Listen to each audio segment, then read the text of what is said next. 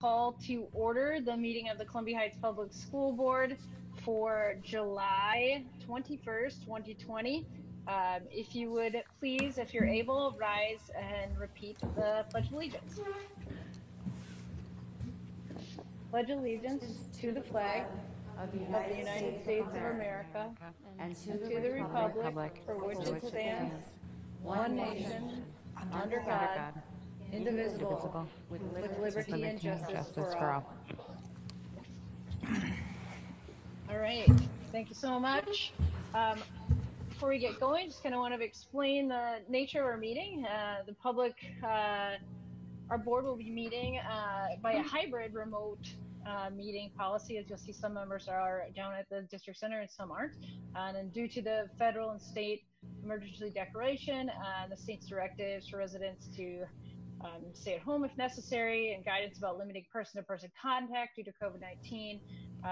This meeting of the Columbia Heights School Board is being conducted in accordance with Minnesota Statute 13D.021, meetings by telephone or other electronic means. School board members are reminded to mute their microphones or phone when they're not speaking. School board members wishing to speak should raise their hand and wait to be recognized by the chair. The chair will then determine in which the order in which board members wishing to speak will be recognized. When recognized, board members should unmute their microphone, speak, and then mute their devices. And because we're not all present, all votes will be conducted by a roll call. In each school, board members should wait until their name is called before voting. This meeting is being recorded, and access to this recording will be made available on the school district's website as soon as reasonably possible. All right. Molly, would you please do the roll call? Yes. Severson. Here. Mueller. Here. Palmer. Here. A Samurai. Here. Lewis. Here. Superintendent Stenvik. Here. All right. Well, and a special welcome to Superintendent Stenvik there now that we have done that introduction. She's the one under the gray mask. This is your first meeting as our new superintendent, and we are proud to have you. So welcome to your first board meeting. I know you've been to tons, but we're excited to have you. I will begin now with our mission statement, which is creating worlds of opportunity for each and every learner. All belong, all succeed. And our core values are community, excellence, collaboration, integrity, respect, courage, and innovation. I will move on to the agenda, approval, adjustments, announcements, and correspondence. Do I have a motion to move that forward? So moved. Molly. Second. Molly's the Lorian with the second. Discussion. Paula.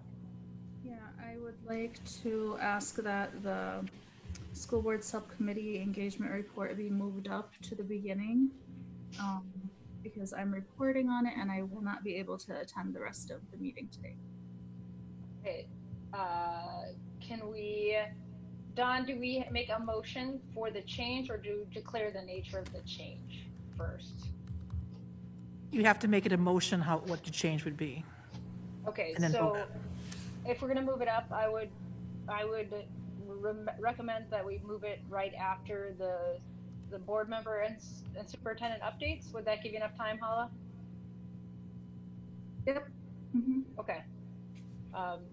So would somebody, if I put forward a motion to move the subcommittee communication item up to, which would now be item, would that be C? Under that header, that would be the motion. Is that a good enough motion for you, Don? Yes. Lorian? I second that. Okay, did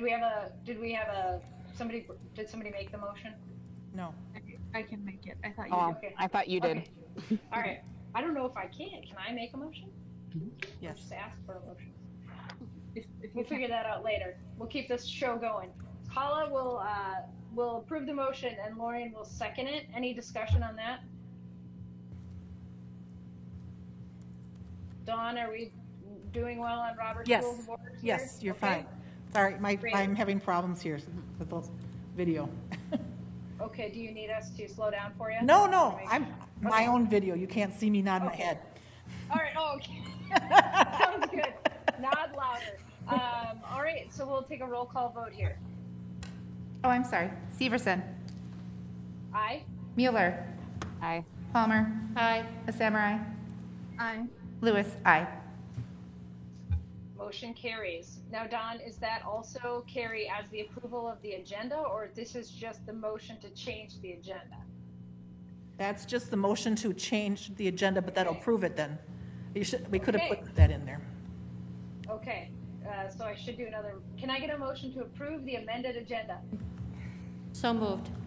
Laura, So moved. second. Paula on the second. Paula, are you good on the second? Mm-hmm. All right.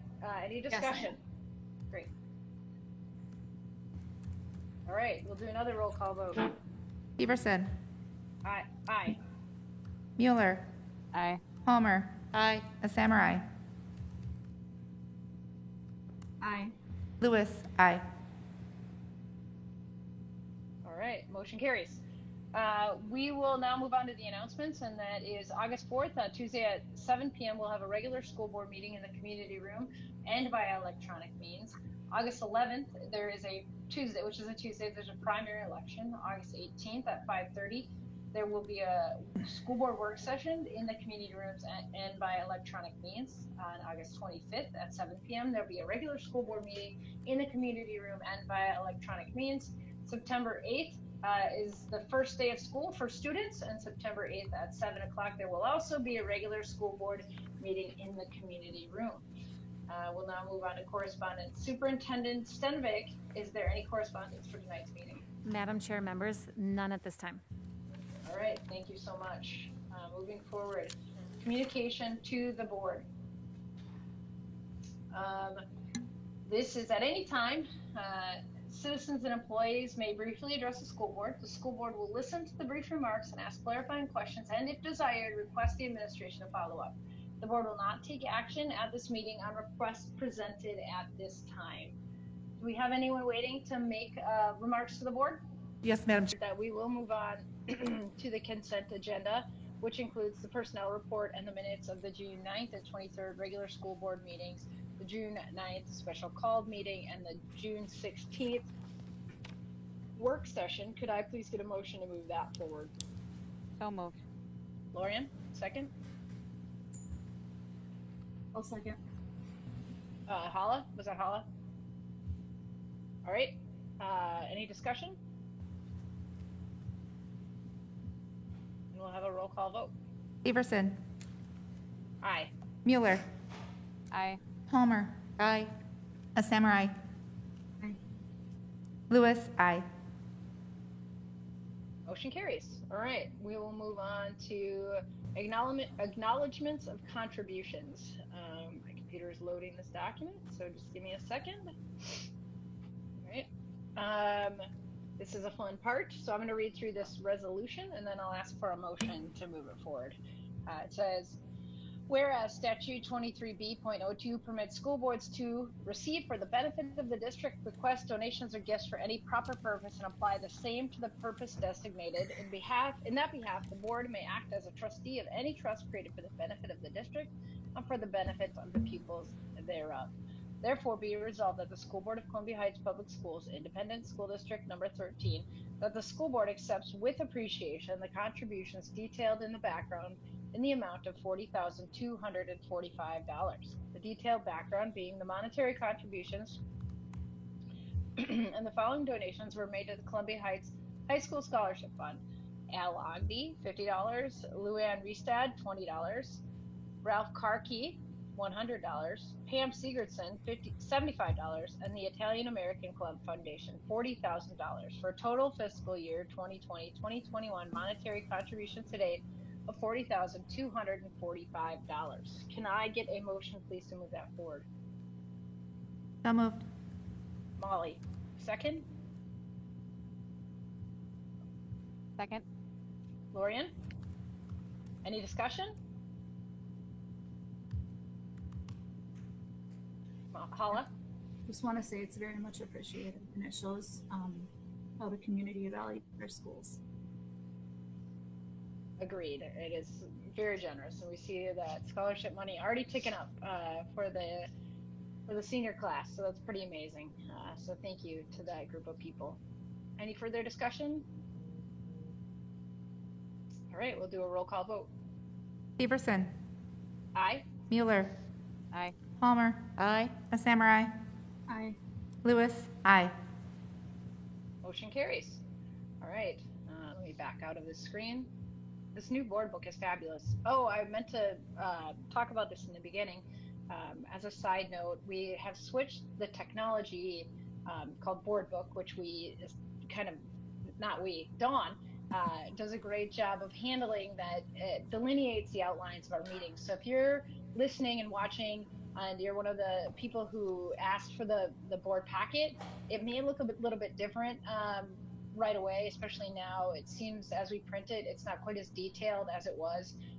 And so we're working on ways to make that more efficient, and we'll get back to you. If you have questions or comments, you can send me an email at my school board email address. All right, so we will move on to reports from members of the board. Let's start with Member Mueller. All right, thank you, Chair Severson. Since our last meeting, I attended the chair meeting today, as well as our special called meeting, and have had conversations with community members. All right, Lewis. I'm not quite sure on the last date of our meeting, but was graduation since then?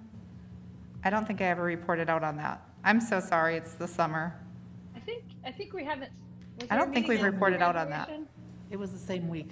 Same week, so there we go. Very good. Same week, but after. I'm not Okay, as lost as I thought, thank you.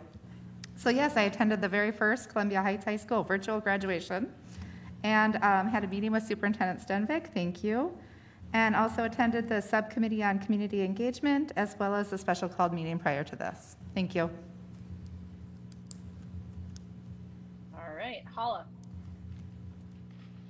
All right, so I also enjoyed attending the virtual graduation, and I had a meeting with our new superintendent, Stenvik.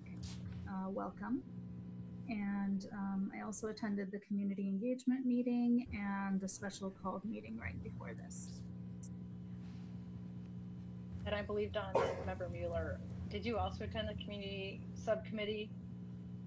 Yes, thank you. I Yes. attended the subcommittee on community engagement. I did also meet with Superintendent Stenvik, and I attended the virtual graduation. I hate going first, apparently. I know it's rough. I try to mix it up, but I can't remember all the time.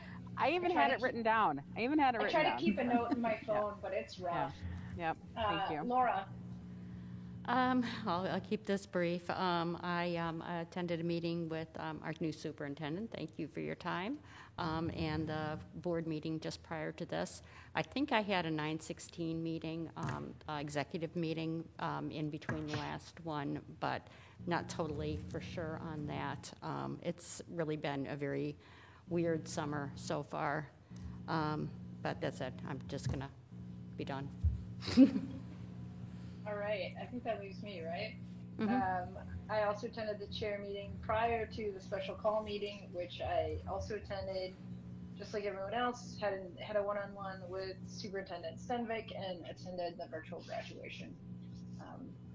All right, let's move on. Superintendent Stenvik with your inaugural superintendent's report. No pressure here. All right, Madam Chair, members, thank you. I was able to meet with each and every school board member for a one-on-one meeting, so thank you all very much for your time. I've also been busy since July 1st, meeting with the different heads of each of the unions in the district.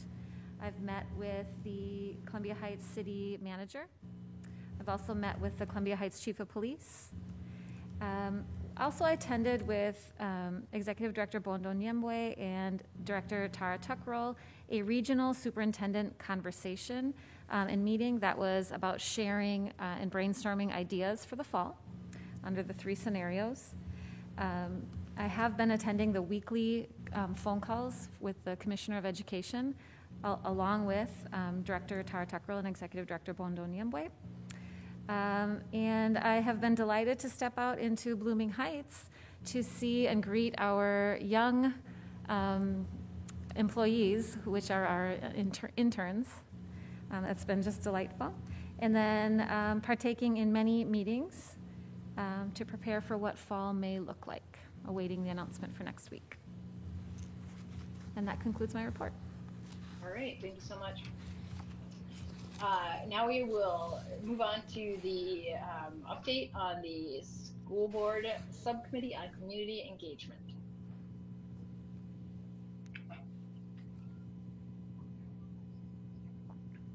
I believe, Hala, you're going to present on this one? Yeah, sorry about that. So we had our meeting and we were talking about setting up the next listening session possibly for August 19th. I have that written down here, but I'm wondering if I had that written wrong, so you guys can let me know. So anyway, we were talking about if we should change its naming to community engagement meeting versus a listening session because of how it went the last time. And last time apparently the format was kind of like everybody was there to hear and discuss what everybody was saying. And so we were thinking about if we should continue with it like that. And in that case, that's kind of more like a community engagement meeting or session, or if we should kind of change it to where it's like we're creating a setup where people can come up virtually to a table and talk to us without everybody else hearing it. So kind of like we're the online equivalent of what our listening sessions were before, where a person has a little bit more privacy than everybody who's there hearing what they're talking about. So that's one possibility we talked about. We also discussed if we were doing it in the large meeting setup that we would have people submit questions beforehand, so we'll be able to answer some of what they were wondering about. Excuse me. We talked about the board looking at having our own Twitter, Facebook, and or Instagram accounts, and you know, for the sake of more transparency and more communication from the board itself, not the district. That's something worth looking at. We also discussed, Chair Severson, what you had brought up about having a group board email. We wanted to know what your intention was with that, if you were talking about adding a group email and then getting rid of the separate individual ones, or in addition. Because we see the value in a group email, but we also see the value in individual ones where constituents and parents can contact us individually. Sometimes they feel more connected to some of us.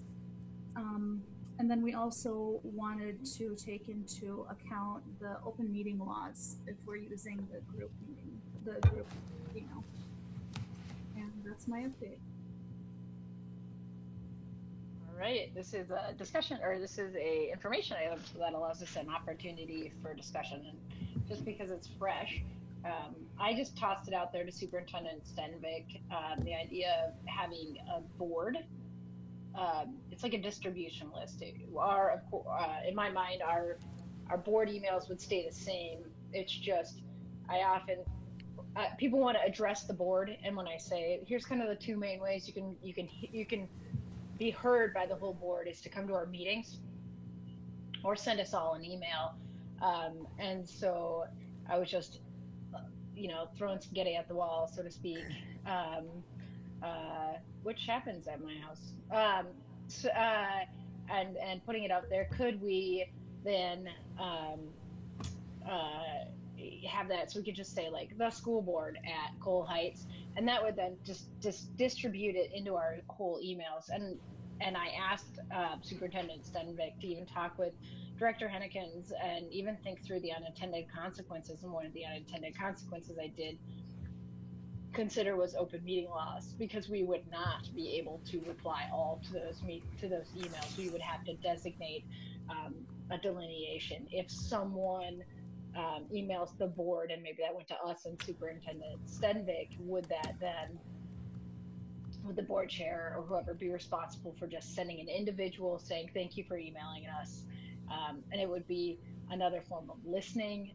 And again, this is just like an idea phase, so I'm happy to leave that in the hands of community engagement and the wisdom of this group, and particularly Director Hennekins and Superintendent Stenvik, who might think through some unintended consequences that I haven't. So I thought historically perhaps there's a reason that it's never been, and that could be a very good reason. So is that helpful? Lorian. Yeah, thank you, Hala, for presenting what we had talked about at our meeting. I think one item to note is the community engagement session that Hala had talked about would need to be approved by the board and done so at our next meeting if we chose to go that route. So kind of if you guys want to think about that, if you're good with us trying another virtual community engagement session on August 19th, then that would be back on the agenda at our next meeting. And Natty, just to add to that, Hala and I would both be present for that, and that would be, just to be clear, not the listening session like we've traditionally done, but really having more of an open conversation with questions from the public. Hopefully ahead of time, but of course we'll be open to answering what we can in that format or just listening. Laura, I don't know if you have thoughts too, since, you know, we're not on that committee, but I really do. We put that in your guys, in you people's hands to make some of those decisions and try new things. So I'm comfortable with you all presenting a plan for us at the next meeting for how you'd like to proceed. Laura, are you comfortable with that? Oh, yeah. I mean, we tried the listening sessions. They've never been entirely successful. It's kind of been hit and miss, except when we actually have them on conference nights. Since we are no longer having the contact, trying some more of this virtual stuff makes a lot of sense. And thank you for the work for the committee. And I think that this is a good avenue to go with. So something that we had talked about during our community engagement subcommittee meeting was how we were going to hold the next session. And as far as I remember, Molly, we had it finalized if we were going to do it this way or that way, and that was something we were going to look into. But you had said that you would contact Brian to find out if we could do the virtual coming up to the table. Do you have any information on that? So I sent that email to Brian, but right now I think what we've decided is that August 19th, Hala, we were going to do the community engagement part, and then we'll explore further for the work sessions and how that can be done. Okay. So that wouldn't be for August 19th, just to clarify. Okay. So August 19th is community engagement. Yes. I thought it wasn't like that, but I guess I misunderstood that part. Thank you for clarifying. Is that okay with you though, Hala? We're good? Yeah. Okay. Lorian, are you good with that too? Hello? Yes, I gave a thumbs up. Sorry. Yes. Oh, okay. I couldn't see on my screen. Thanks. The subcommittee within a committee. It's like very inception-y here. All right. Any other discussion before we move on to the next agenda item? All right. Having said that, we will move on to the introduction of a new staff member, Bondo Nyambwe. Was I close on that one? I'm doing my best here. I went for phonetics, but I never learned phonetics, if I'm being honest. That is an educational gap. I blame that on the 80s. You can tell me more about that later. Introduction, Zena, take it away. Yes, Madam Chair, members of the school board, I am delighted to be here this evening to introduce our new Executive Director of Educational Services, Bondo Nyambwe. He comes to us with vast experience, and I will ask him to say a few words, and I will ask the board to welcome him. So do I have to unmute? No, use the microphone. Just speak? Yep. So, Madam Chair and members of the board, thank you for the opportunity to speak to you guys. It sounds funny because I'm speaking through a cloth, but I hope you can hear me.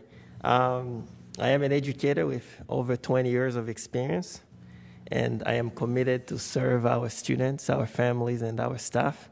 so that we can continue to meet the mission of the Columbia Heights School District. I am a father of 5 children, and we enjoy playing in the outdoors, soccer, tennis, and running. And I enjoy reading a lot. And my life goal is really to work and help people at the bottom of the queue. And so I am delighted to know that Columbia Heights is a diverse school district, and we can continue to serve our families and community. That's all I have prepared for tonight, and I hope that in the future we'll have individual conversations and you can learn more about me. Well, thank you. We're very excited to have you. I am impressed with the 5 kids, and it's probably really, really smart that you get them outdoors. probably save some volume in your house, in your home. Other board members have comments or questions? Paula and Molly. I just want to say welcome aboard. We're excited to have you. Thank you, Ella. I also just wanted to welcome you. Columbia Heights, I think you will find, is a fabulous place. It's like family, a little bit of small town right next to the big city, so welcome. I can't imagine how it is starting this job right now, but I hope that your peers are supportive, and I'm sure they will be, and you have a wonderful superintendent that will be of great assistance during this time. Thank you. Thank you. Laura. I also just want to say welcome aboard, and it's going to be really exciting to see what you bring to the table here, especially with this transition and everything new that's going on, and I'm very excited to have you here. Thank welcome. you. Orion. I can't be left out. I also want to say welcome to you as well. I would be remiss if I didn't, but it's great to have you on the team, and really look forward to meeting you in person, hopefully, one day, and getting to know you better as well. So welcome to the team. Thank you, Lorianne. And word on the street is we will be hearing from you in subsequent updates. So I think we're going to hear more from you tonight. So thank you. You're welcome. Great.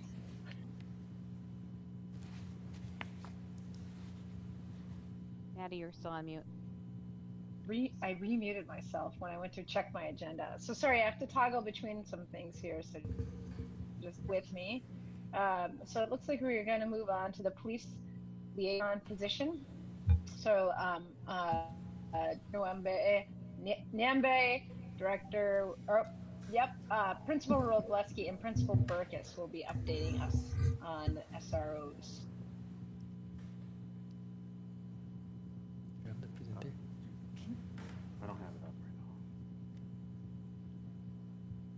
I So go invited ahead. you. Yep. Yeah, give us a moment. I'm going to get my Okay. presentation up. Technical.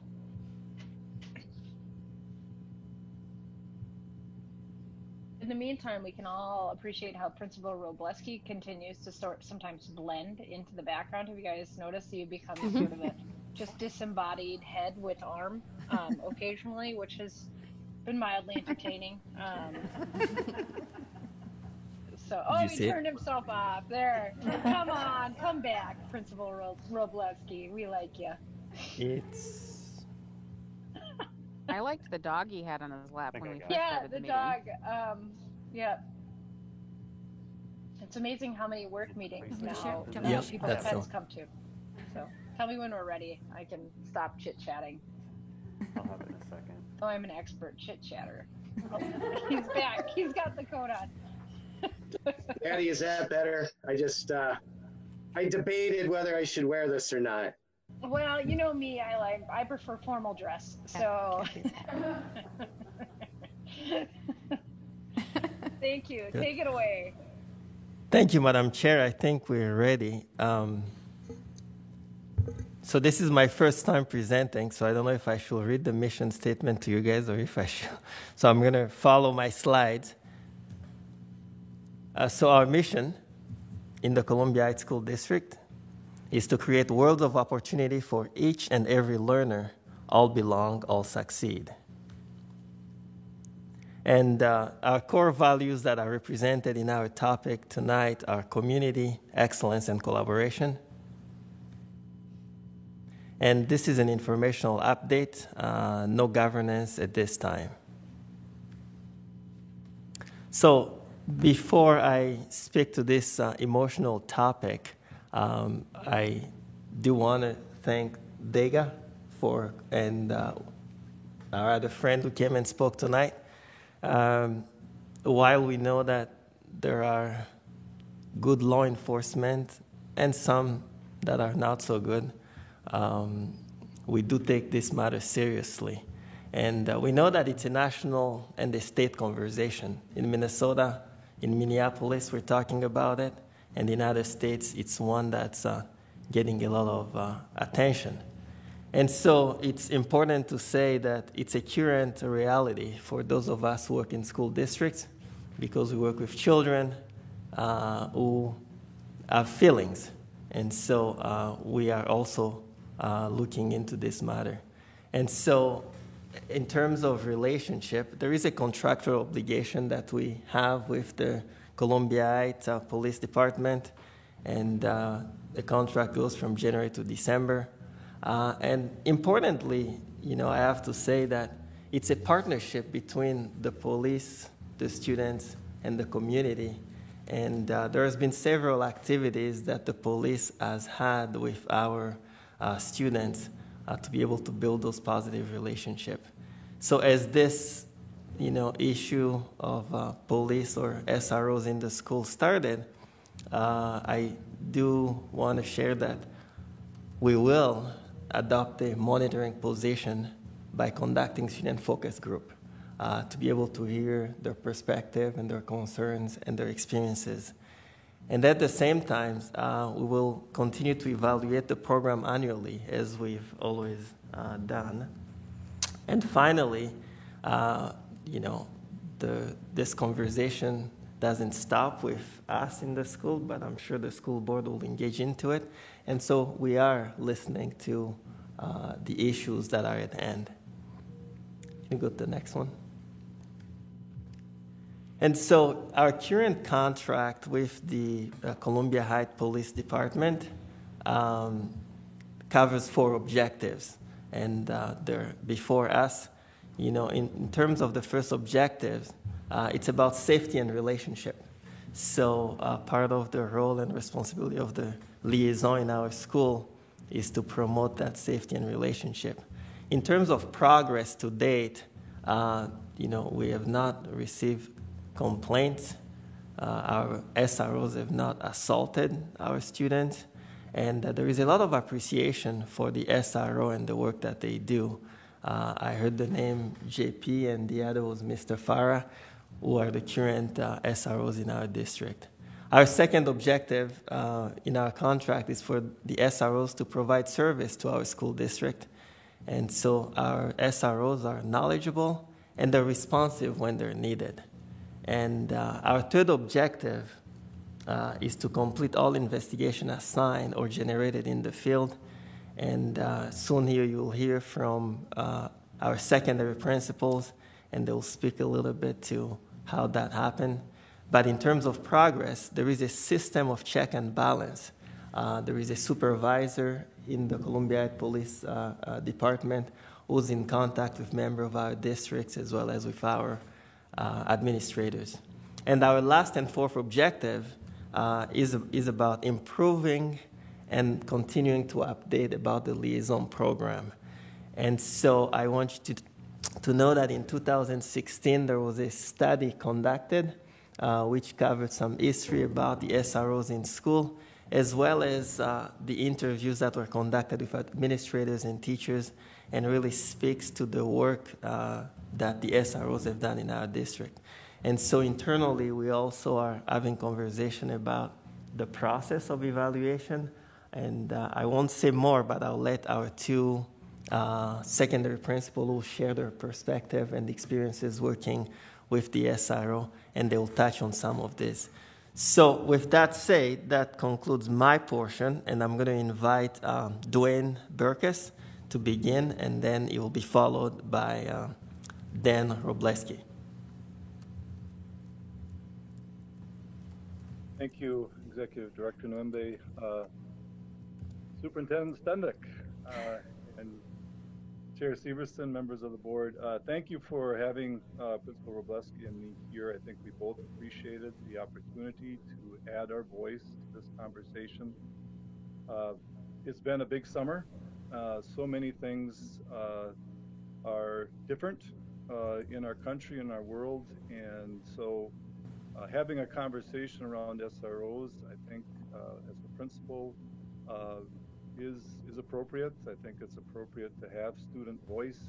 We do want our kids, we encourage our kids to be aware of the world around them and to stand up for what they believe. As a principal, though, I guess I do want to, I really appreciate having the opportunity to state my thoughts on it. And I think in talking with our district leaders a little bit about this, I will restate that I feel as a principal, my number one job above even education is keeping our kids safe. And so the question I think is a fair one to ask: are our schools safer by having SROs? And I believe the answer to that is yes. Our SROs are not involved in taking care of a fight. They're not involved in a student with some social emotional issue. We have our administrators, our social workers there for that.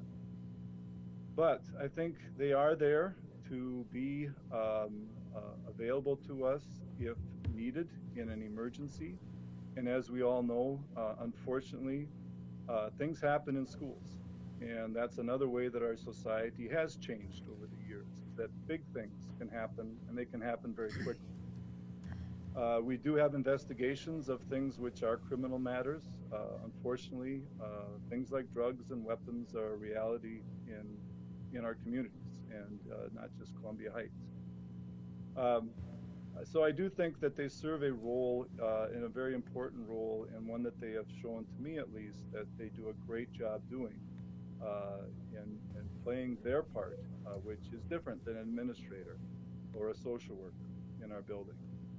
I think almost as big, though, is the proactive approach that Columbia Heights Police have taken. I think it is the right way to do policing, to say we need to know our kids. We need to be able to show that we are trustworthy, that we're human beings, that we can chat with you. We can know your name, and all of that is fine. And so things like the community basketball, the fact that Officer Farah is there in the hallway, or even in his office where they can come and sign up, and they feel perfectly fine doing that. In fact, his lists are always too long to get everybody in. So I do feel strongly that we have had a successful relationship, one that has served us well at Columbia Academy. I am open to hearing what our students say. Obviously, the evaluation of our program is ongoing. I just feel strongly, though, as a principal, that this is a relationship that has worked well for us in those two big regards. I think keeping us safer and building those relationships with our kids. So thank you again for the opportunity just to be on record saying that.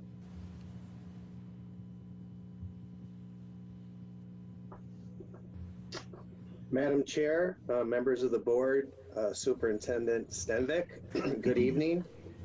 I heard Dega tonight and Ms. Gradlin speaking, and I can only speak from being the principal at Columbia Heights High School, and that'll be from my perspective. And I can't sympathize with our students. I can empathize with our students and how they feel. And so I think as the summer progressed, we've talked to some of our students and the need for focus groups, as Principal Burkus had said. To hear from our students is most important, because that's what we're here for, is our kids. And so when I heard Dega speak, from my perspective, I felt bad because I didn't know some of our kids really felt like that. A lot of our kids, speaking with our SRO and JP, who you've heard his name said a number of times, has always been a positive interaction with our kids. The police department really believes in community-based and engaging with our community and especially with our students. JP and I think Officer Farah have really focused on engaging in relationship building with all of our kids and our staff and making everyone in the building feel comfortable. I know we have big brothers and big sisters in which they play a very important role with our students, and they have open gym, which they participate with. And I think when our kids are in need, sometimes we have a multitude of people in our building. We have school psychologists, we have deans, we have principals, we have social workers. And JP has become an asset. Our SRO has become an asset for our kids. I don't know where I've been in other buildings and in other high schools, and I haven't heard for kids asking to want to seek out, like Principal Burkus said, wanting to meet and talk with our SROs. And so I think that piece of being proactive and engaging with our students before bad things happen and creating relationships with our building. And you're right, Dwayne. Unfortunately, there are bad things that can happen in our buildings, and we need that support of our SROs because there's some situations time to time that we need them as administrators, and we need their support, and we need it. I think Chief Austin and the sergeants would say when my biggest complaint with the police department from the principal of Columbia Heights High School is I want JP in my building more. When he's not there, I can feel the impact and kids are asking where he is. But I think one of the things that resonates out the most for me is during basketball games at the high school. We usually hire one officer to come to the games, and lo and behold, throughout the game, I believe there's 6 officers on duty. At any one time, you can see up to 4 officers coming in and out, engaging with the community, with the fans, with the parents and the kids. I think they're very invested into our school. They offer that support, and creating those relationships that they do really bring another asset to our building. So we've also had Cooking with the Cops the last 2 years, and that has been a huge success. Our kids, depending on who gets in, once the word gets out and those spots get filled, kids are disappointed that they're not able to participate because there's only so many slots. So I think our SROs, JP at the high school has done a great job of creating relationships. And like Principal Burkus said, keeping our building safe. We've had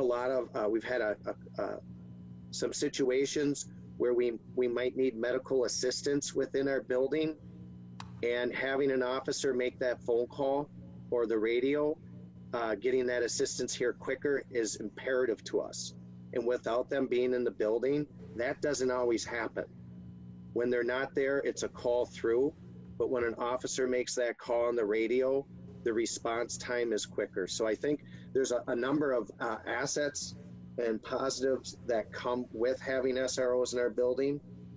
And I will reiterate what Principal Burkus says. I think safety's first, and having them is an asset in our building.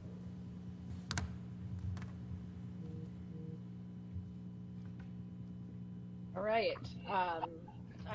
Do board members have any questions? Paula. Okay, for me, it's not really a question, it's a comment. So, Lori, I have a question. You go first. Thank you. Yeah, just a question. I think, and maybe you could just talk a little bit more about the focus group comment that you have made. And I think really looking at, there's obviously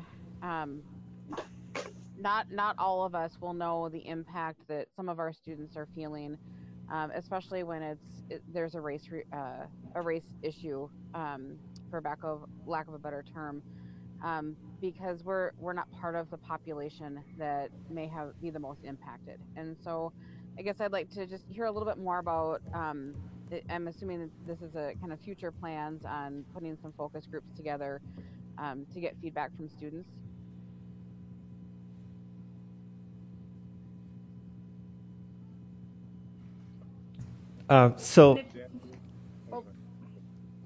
So given that it's summertime and we are in the midst of a pandemic, we are wanting to set out a schedule on how we're going to conduct the focus group. So we have not have several discussions about what format and when they're going to take place, but it's something that we have talked about as something that we need to do because it's important to our community, it's important to our staff, and it's important to our students and families.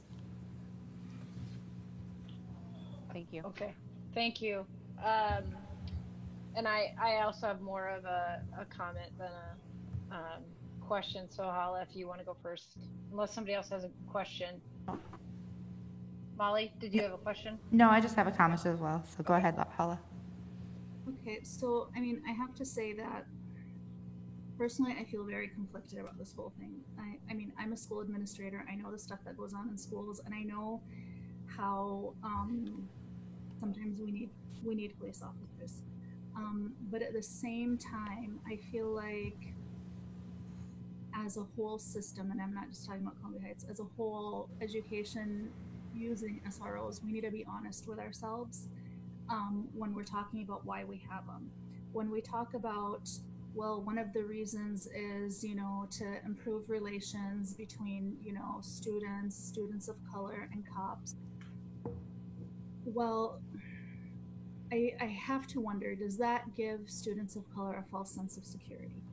I mean, we've all heard about how Black moms, Black parents have to have the talk with their kids about how they have to respond if they're approached by a police officer.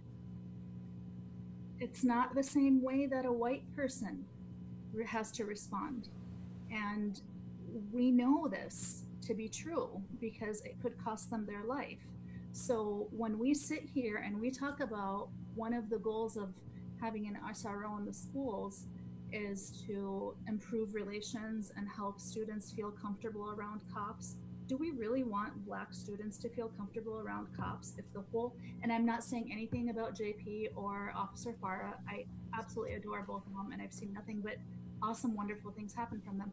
But as an institution of the way policing is, until something changes, do we really want our students to feel comfortable with cops? So I'm just putting that out there right now.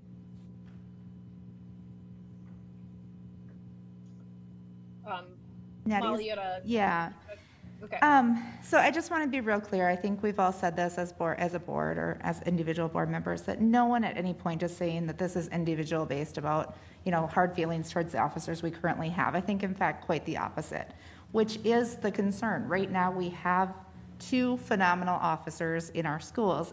And my concern looking forward as we kind of view this and review the contract that we have is what role do we have in having that individual person, or how does that look and what does that look like? So I think those are things that are important because right now I've had conversations with several African American students at our high school, young boys or young men, and they like having JP there. So there is 2 sides because I appreciate what you're saying, Dega, but I'm completely open to hearing all of the information. I just think it's important that we really look hard at it and understand. So no one is saying that the things that we haven't been great. We've appreciated that, but I think that 2020 has changed people, and we have to be cognizant of that moving forward. So we have to give consideration to what our school board has in terms of oversight with that person too. I think it's, right now we have a wonderful relationship with our police department, but these are 2 institutions cooperating. And what does that look like moving forward? We just have to be aware of that. So, thank you, Natty. Yeah, and I think as I'm listening and I'm hearing Dan and Dwayne talk about the great relationships we have with the SROs in our school. It makes me glad for that. It makes me, like we said, proud of the community policing that's done in our community. And this is an institution we work alongside. Of course, we're not the same institution, but we partner with them in different things. As we say the good things, what I don't want people to unintentionally hear is that we don't want to hear the tough things. I think that can sometimes be that the unintentional messaging of saying all the good things. And I think the good things need to be said, and I'm so glad that people are saying them. But I also, people who are listening who have different feelings and different thoughts and different experiences, I want those to be heard, because those are the ones that are likely not potentially heard. And I recognize I'm speaking as a person of privilege, and I don't understand everything I can understand, and I do want this to be a dialogue and a conversation, one where as I've spoken to Superintendent Stenvik, she has just encouraged me that she wants to have this situation of this time of monitoring to be filled with listening and learning from various people. And so I want to hear the heart of the board. And Superintendent Stenvik, I don't want to speak for you, but I was encouraged by our conversation when we met individually about this topic. So I'll let you talk if you have anything you'd like to say, or just nod vehemently if I'm not misquoting you. So, okay, all right, Laura. Yeah, I know I've come to a greater understanding these past few weeks or short months, however you want to look at it, and I would have said that our program and our relationship was, without a doubt, I mean, just a model to be proud of and was serving all of our students. But I am now aware that there is still a portion of our student population, and maybe your families, maybe even our staff, that may not feel as comfortable with this situation. And even if it's a small minority, we need to take it very seriously and try to make this program work for everybody. Otherwise, it's not doing what it's supposed to do, which is making it a safe and inclusive environment. So. And I guess I do have one more question, if I can. Were you done, Laura? Mm-hmm. Yeah. Okay, thank you. It's so hard to tell with. I know, it's terrible, isn't it? One thing I just want to mention, and I hope this is appropriate to say right now, but just that we're ensuring that the people facilitating these student focus groups are people that represent those students, so that we have a diverse population, so that our students really genuinely feel comfortable and we don't just get the people that are okay sitting in the lunchroom. I want to make sure that we're really having people who can connect with all of our population to do those groups. Thank you. Thank you. Is that a question for the admin, or just like? I don't know if they've. I understand that it's. Oh, yeah. What's that? Go ahead, Molly. Sorry. So I said, is it more like a, hey, this is my opinion, which is I'm great with, or No. is it more like, are you asking the question? I think it started as both. I'm not quite sure. Okay. I recognize that it's summer and we might not have this all in place. And so if you already have thoughts on that, feel free to share them. If you don't, just my opinion. Well, I hear you clearly. And as I stated before, it is going to be an inclusive process. We're going to find students who are representative of all the groups in our school, all the genders, small or large families. So we're going to pay attention to everyone and be able to collect that information and be able to utilize it for the decisions that we're going to make. And when I heard student focus groups, what I understood was that these would be students and groups facilitated perhaps by our staff. Is that the case, or are you doing it differently than that? We haven't discussed any of that detail. Okay. And I guess if we do that, I just want to be aware that they might not be as comfortable as we always think with certain members of staff or certain members of our staff. Okay, thank you.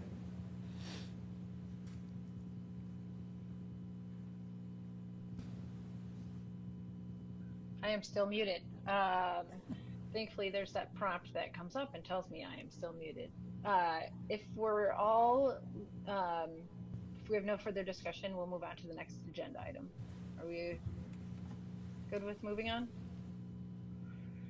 All right, then we'll do so. We will move on to the Minnesota School Board Association membership.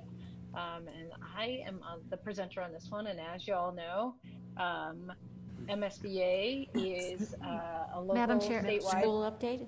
Madam Chair? Oh, sorry. Oh, yes. I went to after the my bad. Thank you all. The schools update, and our presenter is once again Director Niembe. Thank you, Madam Chair and members of the board and Superintendent Stenvik. With me presenting, I have Director Anakin and Director Turkrow. We are excited to share with you about our school updates. Even though we're in the midst of a pandemic and in the middle of summer, our staff have been hard at work. I think I'm starting this one off. Chair Severson, members of the board, Superintendent Stenvik. Our mission in Columbia Heights of creating worlds of opportunity for each and every learner. All belong, all succeed. And really, as we look at planning for fall, we want to ensure that we're incorporating all 7 of our core values. This will be an informational presentation to the school board, so no governance question. So as we began planning for the fall, we really looked at guidance that we received from the Minnesota Department of Education, as well as the Minnesota Department of Health. The Minnesota Department of Education asked districts to plan for 3 possible scenarios for the 2020-2021 school year. These 3 included in-person learning for all students, hybrid learning with social distancing and capacity limits, and distance learning only. And they ensured that the priorities that districts were looking at were equity and communication with families, students, and staff throughout the process. The Department of Health provided guidance as well for the reopening of school. Their guidance gave policies, practice, and strategies that were either required or recommended for the opening of schools for the next year. And then within Columbia Heights, we also have some of our own parameters that, as a district, we decided to focus in on. We continue with our students first, always putting the students ahead, looking at the safety, social, emotional, and academic well-being of our students. We wanted to ensure we were following the contracts and agreements that we already have with the different labor unions in our district.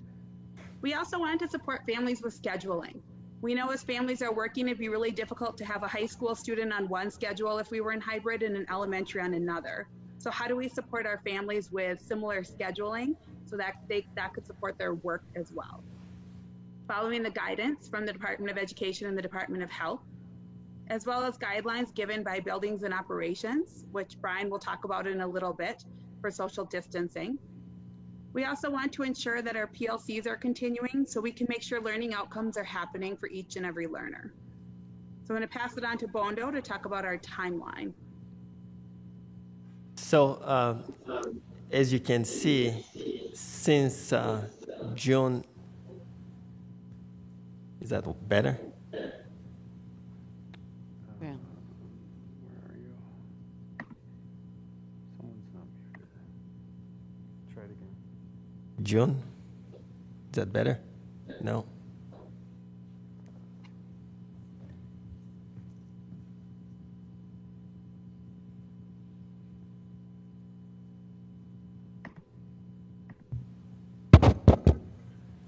June?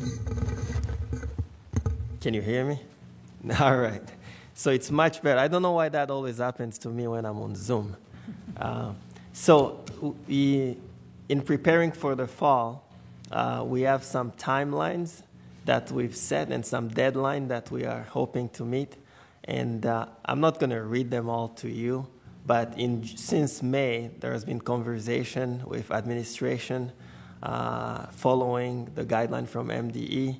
And we've had several meetings to be able to discuss and talk about the school reopening.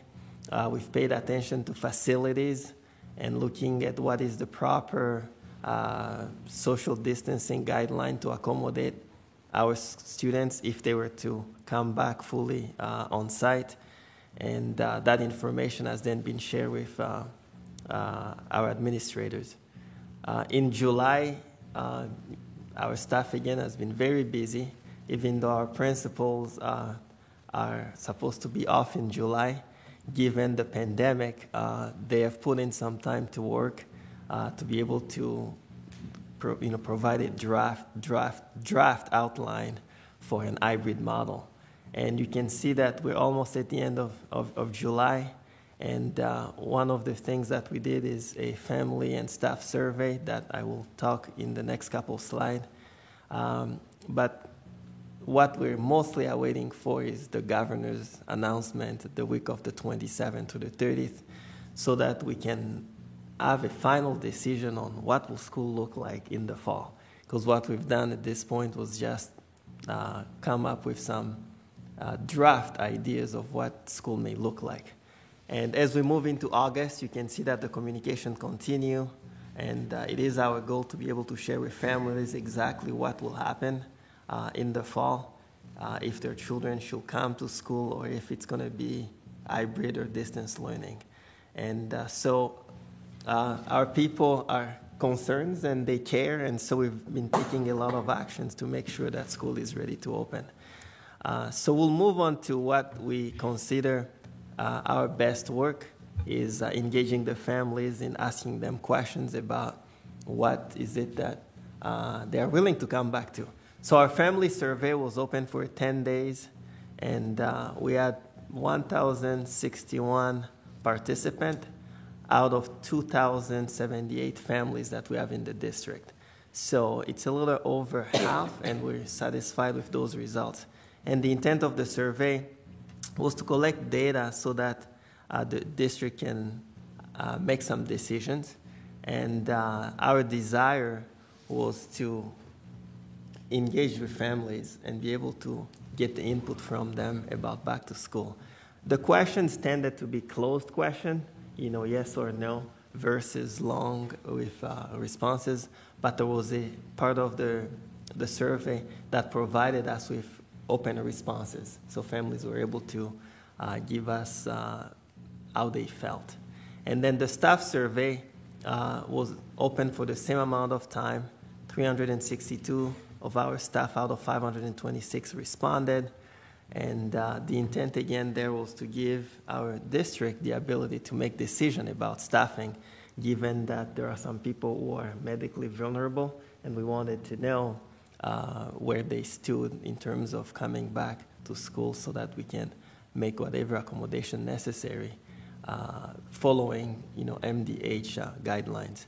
Again, the type of questions were closed, and we had asked our staff who fall under the category of medical vulnerable to contact our human resource department so that there can be some follow-up. And that's my portion, and I'm going to pass it on to Brian. So thank you. There's two things that I'm going to talk about: facilities first and then technology second. And as mentioned before, there's a lot of planning, and there's the surveys out. We have data back, or we're getting data back. But when it comes to facilities and technology, there are a lot of decisions that take time. So it takes time to get equipment. It takes time to get supplies. It takes time to prepare training. So there's financial decisions before we even have a solidified plan that need to be made if in preparation for potential plans. And so one of the tricks for us right now is looking at the guidelines, looking at the possibilities, scenario 1, scenario 2, scenario 3, and try to make our best decisions possible on purchasing equipment, supplies, so that we're prepared. Because if we wait for concrete final decisions, or if we were to wait beyond next week for those concrete final decisions, now the start of the school year is looming quite quickly. So we're definitely working hard on making those decisions as strategically as possible, so that what we're doing moving forward. We're not sitting on stuff that we just never used and spent a lot of money on. So we're still working on evaluating the amount of cleaning supplies, disinfecting supplies that we have, evaluating purchasing additional equipment. We already have some additional cleaning and disinfecting equipment. Working on those protocols, cleaning protocols for high-touch surfaces. We've really outlined that. We've already started doing that for areas where we have staff currently. And as mentioned earlier, that building capacity, and that's not just the building capacity overall, but it's all individual spaces and what is that capacity. So some of our more common spaces, we're going to start seeing signs on the door, here's the max capacity of this space for right now, like we do on the community room. Just as a necessity not to overload the space, looking at those guidelines, and then the signage that's needed throughout the district. So significant amount of signage we're talking about, and the availability of the product and to be able to get that signage is going to be interesting, because all schools are in the same playing field as far as the need, depending on how we decide, or how the state decides to move forward. So we've purchased some signage to start that process again for this building here, where we have staff, and looking at what we're going to need in totals for the rest of the buildings. As far as technology goes, again, as with our one-to-one initiative that we're currently in and we work so hard for, we really want to focus on that equitable access and making sure that all of our kids have access. And so we had already planned, coming out of distance learning at the end of the year, that we wanted to expand that one-to-one. And as the summer went on, we understood that we needed to expand it further. So we've been working hard to make the appropriate purchases or plans for purchases as necessary to make sure that we were ready for that. And obviously, again, this is something that you can't just wait for 2 weeks prior to the school starting. Yep, we're doing it this way, and we can purchase devices. So we will be able to be K-12 one-to-one coming into the school year. And then coming with that, we have to evaluate what kind of classroom technology is necessary. So trying to figure out what needs do we need to meet both in the classroom if we have staff here and students here, and at home, what went well, what didn't go well. So evaluating not just distance learning, but what the plans are for the future. So, and again, that's just things that, we're on the same page as everybody else in those needs. And there's not an infinite supply of, and it takes time to get this stuff, and it costs money. So, really looking at that. And so, that's from both those departments. That's a lot what we're looking at. There's also the software side in the conversation. Some of the things that feedback we received in distance learning, what went well for the tools that were used, like our learning management systems, and what was a little tougher for families at home. So we continue to look at that and making sure that the tools that we have available, again, equitable access, and that we're making the learning process when we have that distance piece as easy as possible. It's definitely tough to plan for 3 scenarios, from an operations and building or in technology side. So those are the things I just wanted to update you guys on a little bit. I know it's not super detailed, but there's just a lot going on right now. So, there's definitely a lot up in the air.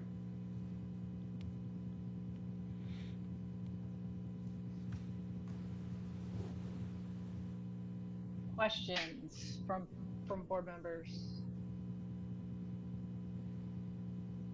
Lorian.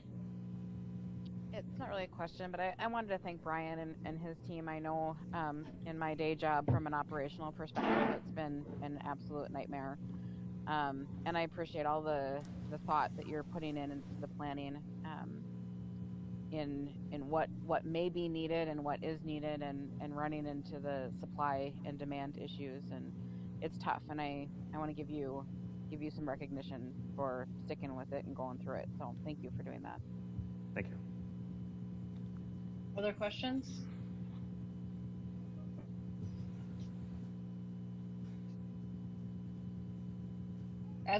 Brian, as we just look toward like acquiring the technology we need and the PPE we need, have you been running into issues acquiring the things that you need? Is it just a slow process? Is the kind of looming shortage of PPE going to come into play?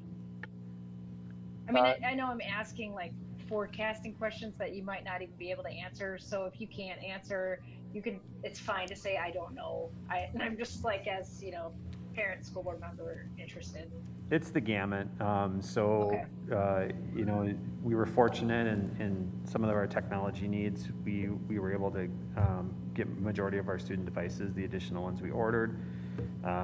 We still have 275 devices that are on back order, projected to ship mid-August. We have PPE that been slowly trickling in. We make orders and it's just back ordered, just slowly, trickling in, and some of the disinfecting sprayers that we ordered, we finally received, and we're on the brink of ordering a few more just in case. So we minimally have one per building, and so it's the gamut. Some things we're just waiting on. We think we'll be able to get it. We just don't know, just because of the sheer cost. So it's all over the place. Can a lot of these things come out of the CARES Act funding that we discussed in our last meeting? Absolutely. So there's definitely a lot of funding streams. The CARES Act funding is a big player in this conversation for sure. All right, thank you. Any other questions?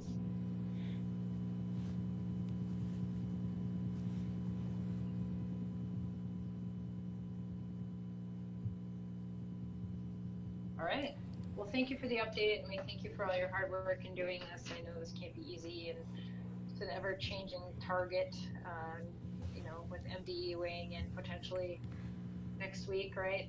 Just to add another layer of either clarity or confusion, I suppose, depending on how you look at it. All right, thank you. Let me go back to my agenda here. Now I believe we actually are on to the school board association membership. Do I have that right, team? All right, and that is me.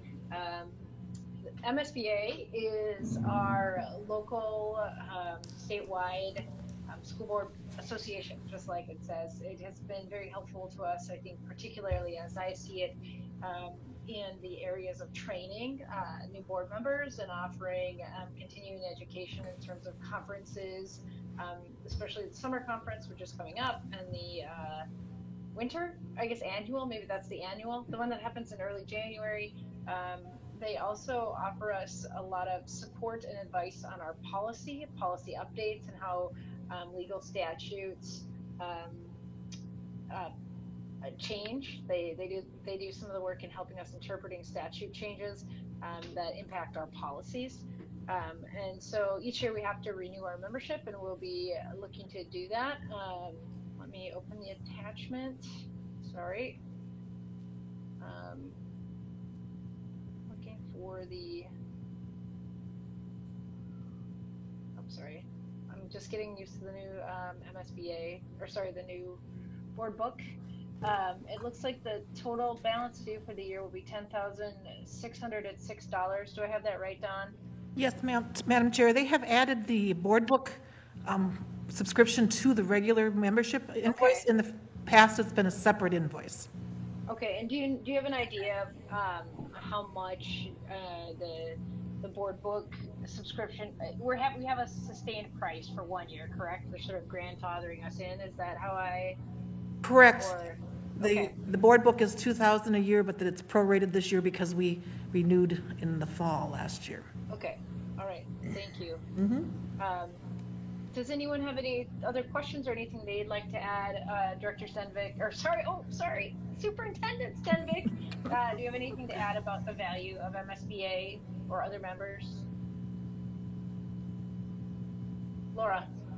In addition to all those great services that we get, like the policies and a lot of those things that you went over, we also have access to the Leadership Conference, which is a tremendous resource for us as school board members to be able to collaborate with other districts and take advantage of a lot of that training that goes with the learning that needs to be done to become an effective school board member. All right, anyone else? All right, so the next time we meet, we'll be asked to vote on approving this invoice. So the total is, again, $10,606. Any last comments before we move on to the next item? All right, let me go back to my agenda here. And our next item is similar. It is the Association of Metropolitan School Districts. If you look at your board book, you can see the attachment for that bill. The total due would be $8,666. And so the AMSD, like MSBA, is a group that we belong to. I happen to serve on the board as a representative of our school board and attend their meetings as much as possible during the school year. They weigh in a lot on legislation and what's happening in the Minnesota State House and Senate. They do a lot of lobbying. They create pages to help inform our representatives about what they're voting on. They offer different legal counsels on those matters and advice to our group of school districts. Trying to think, that's my short list. Again, does anyone have anything to add? Because this, again, if you're watching, it might seem like you pay this group $10,000, this group $8,600. Why we do these things? Does anyone have anything to add? Laura? Yeah, I've been on the board for a while, so a lot of these things have come up in the past. One of the things also that I understand is that they're a great resource when there is new legislation to be able to properly interpret it, because they get on that right away and they're able to give very good advice to our administrators in a very timely fashion. That's what I've been told. So, does everybody concur? Do we have any discussion on this topic? All right. Hearing none, we will move on to our action items for this evening. Our first action item is Metro EXU. Tara Tuckroll, Director of Teacher and Learning, will be briefing us on this one, and this is an action item. Good evening, Chair Severson, members of the board, Superintendent Stenvick. I'm here tonight seeking board approval for the 2020-2021 Metro EXU membership, which was presented on at the last school board meeting. Great. Can I have a motion to move this forward, please? So moved. That was Laura. Can I have a second? Second. Molly? All right. Any questions on this?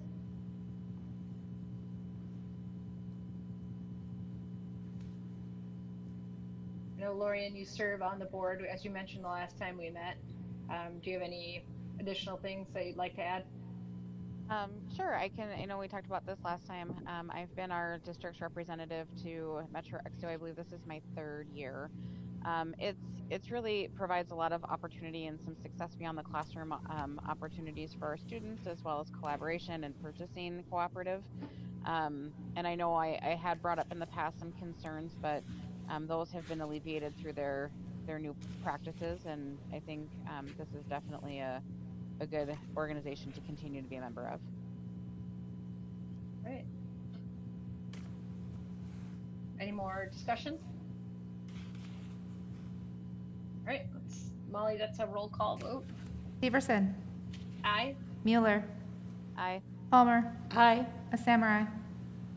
Paul had to step I'm out of the sorry. meeting. Thank No, you. it's all right. I knew that. Might Lewis, have- aye. All right, motion carries. Moving on to our next action item. Sorry, I'm navigating. The Northeast State Bank Cooperative Authorization Resolution. The board will be asked to approve this authorization. Director Sundstrom. Good evening, Chair Severson, members of the board, Superintendent Stenvik. You have before you a resolution for Northeast Bank, and it is to change the signer on the bank. We're taking Kathy Kelly off of the bank authorization and adding Superintendent Stenvik. So this is a resolution for you to approve that. All right, I'm going to read the resolution and then I'll ask for a motion and then we can discuss. So let me click on this resolution. Sorry, clicked on the wrong attachment. All right. Resolutions. The corporation named on this resolution, and that's us, resolves that the financial institution is designated as a depository for the funds of the corporation. Let me just go back one and clarify that this is between Northeast Bank and Independent School District number 13. Okay, resolution. The corporation named in this resolution resolves that 1. The financial institution is designated as depository for the funds of the corporation to provide other financial accommodations indicated in this resolution. 2. The resolution shall continue to have effect until express written notice of its decision or modification has been received and recorded by the financial institution. Any and all prior resolutions adopted by the board of directors of the corporation and certified to the financial institutions as governing the operation of this corporation's accounts are in full force and effect until the financial institution receives and acknowledges an express written notice of its revocation, modification, or replacement. Any revocation, modification, or replacement of a resolution must be accompanied by documentation satisfactory to the financial institution establishing the authority for the changes. 3. The signature of an agent on this resolution is conclusive evidence of their authority to act on behalf of the corporation. Any agent, so long as they act in a representative capacity as the agent of the corporation, is authorized to make any and all other contracts, agreements, stipulations, and orders which they may deem advisable for the effective exercise of the powers indicated in this resolution, from time to time with the financial institution subject to any restrictions on this resolution or otherwise agreed to in writing. 4. All transactions, if any, with respect to any deposits, withdrawals, rediscounts, and the borrowings on behalf of the corporation with the financial institution prior to the adoption of this resolution are hereby ratified, approved, and confirmed. 5. The corporation agrees to the terms and conditions of any account agreement properly opened by any agent of the corporation. The corporation authorizes the financial institution at any time to charge the corporation for all checks, drafts, or other orders for the payment of money that are drawn on the financial institution so long as they contain the required number of signatures for the purpose. 6. The corporation acknowledges and agrees that the financial institution may furnish at its discretion automated access devices to agents of the corporation to facilitate these powers authorized by this resolution or other resolutions in effect at the time of issuance. The term automatic access device includes, but is not limited to, credit cards, automated teller machines, and debit cards. 7. The corporation acknowledges and agrees that the financial institution may rely on alternative signatures and verification codes issued to or obtained from the agent named on this resolution.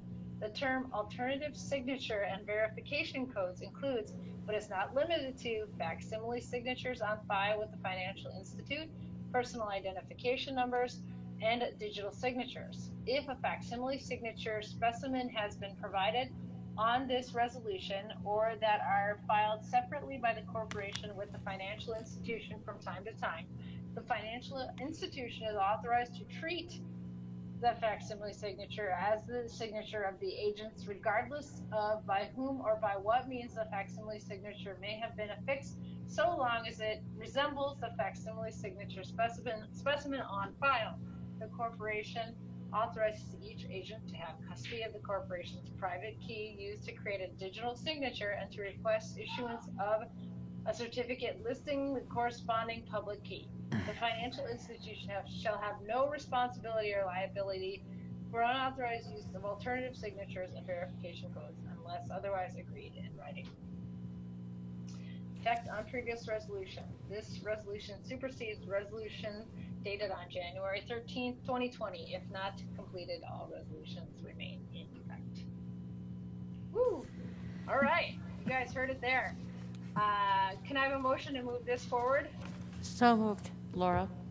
Laura, thanks. And a second? Second, Molly. Molly, thank you. Discussion.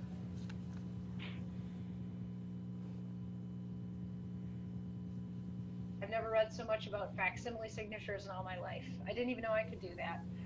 And I can't. My name will not be on this, just for public record, but it's never once occurred to me. Other discussion that's actually pertinent to this. All right. Molly, this will be a roll call vote. Severson. Aye. Mueller. Aye. Palmer. Aye. Lewis. Aye. Motion carries. All right. And last but not least on our agenda for action items is the designation of identified official with authority for the MDE External User Access Recertification System. Longest action item title ever.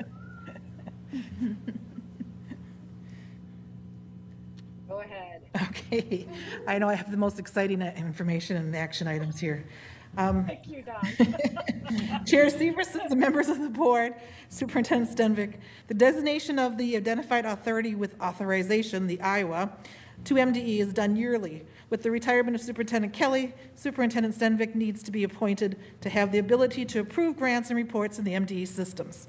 This is in the update this last week. Tonight we are seeking approval of this motion. All right. Thank you, Don. Motion to move this forward. So moved. Molly? Was that Molly? Yes. Second? Second. Lorian. Great. Discussion.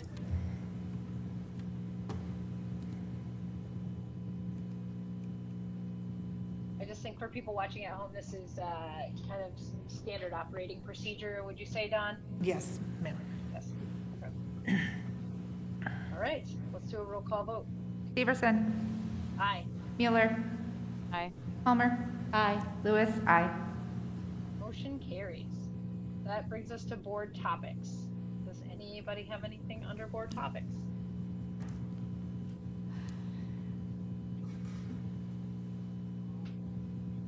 Lorian. Yeah, just real quick, just one item. I just wanted to thank Superintendent Stenvik for your first official public meeting with us, other than the meeting we had earlier, and for you and your whole team, and the principals who are working when they're typically not. Just really appreciate all of the planning and forethought, and more planning and planning that we might not use, that has been coming into play as we prepare to hear some announcements next week. But to you and your entire team, I truly appreciate the thought that they're putting into the safety of our students and their families and our community members and the education, and our staff members that, again, too, that are all factors in these decisions that have to be made in the protocol. So thank you to everybody. Thank you. It really is an incredible team, and their true colors have shown during this really difficult time. And as you mentioned, coming together and working on days that they aren't designated to be working, and just coming together as a team. It's been incredible and an incredible start. Right. I concur. Other topics? Hearing none, I will conclude this meeting at 8:48.